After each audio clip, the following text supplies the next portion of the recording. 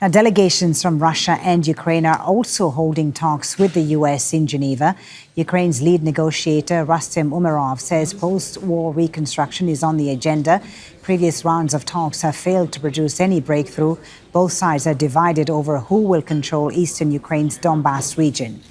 Ukrainians in Kyiv say they're worried that if territory is given up, Russia will come back for more.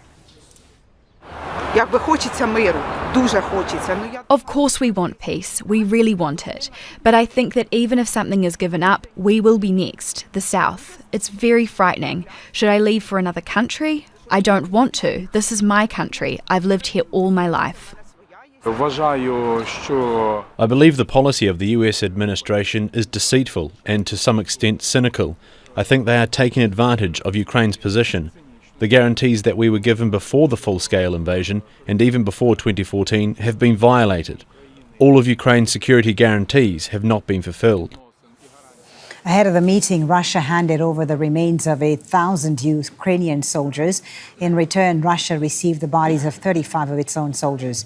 The remains of thousands of soldiers have been exchanged over the course of the conflict, one of the few areas of cooperation between the two sides. Dmitry Medvedenko is in Moscow for us, standing by. First, let's go to Audrey MacAlpine in Ukraine's capital, Kyiv. So, Audrey, 2 rounds of these talks now with no breakthrough. What are the Ukrainians looking for out of this? Yeah, well, they're really looking for any indication that these talks could lead to something. Overall, in these ongoing peace negotiations, they're looking for 3 things. The first, a durable ceasefire, not just a pause where Russia could regroup. The second, they're looking for strong security guarantees to prevent a future invasion. And third, they're looking for recognition of Ukraine's sovereignty, aka in the Donetsk region, for this to be recognized as Ukrainian and not for them to need to withdraw from territory that they currently hold. But there is a lot of pessimism, Folly, surrounding these talks. We heard from Kirill Dmitriev, who's one of the negotiators.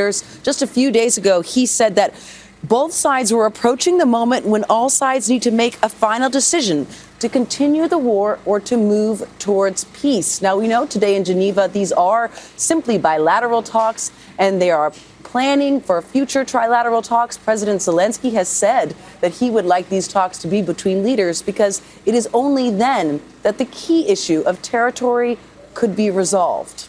Dmitry Medvedenko in Moscow, Russia now accusing Ukraine of working towards nuclear weapons. What does Moscow have to gain by even being at the table for these talks? Well, Russia is pursuing certain goals in Ukraine, which it says will either be achieved diplomatically or militarily. And we have presidential aide Kirill Dmitriev, who's now, it's been confirmed, he is in Geneva, but he's only just arrived, as far as reports are saying. So we don't know whether these negotiations are actually going to be held later tonight or probably even tomorrow. So he's in charge of the economic track. He's a businessman and he negotiates specifically with the US negotiators. He normally does not take part in trilateral negotiations with Ukraine. Now, the economic issues at the table are potentially lifting sanctions off Russia and at the same time potentially allowing American companies to come back onto the Russian market. The other 2 tracks are the political track, which is probably the hardest one. This is about territories, who gets what at the end of the conflict, and it's about Ukraine's non-alignment issues like these to military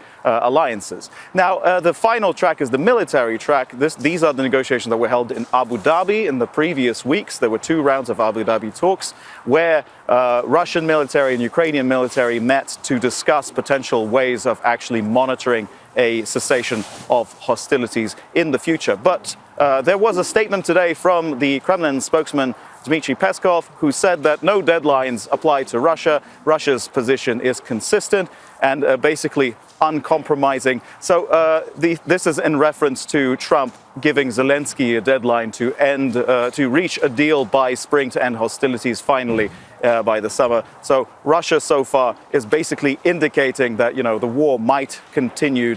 It might continue because it's still, even though it is a grinding fight, has the upper hand. It's still taking inch by inch territories in Ukraine. Dmitry Medvedenko in Moscow, Audrey MacAlpine in Kyiv. Thank you both. Don't miss out. Get the full picture. Subscribe to Al Jazeera for reliable news, expert insight. Like, share, stay ahead.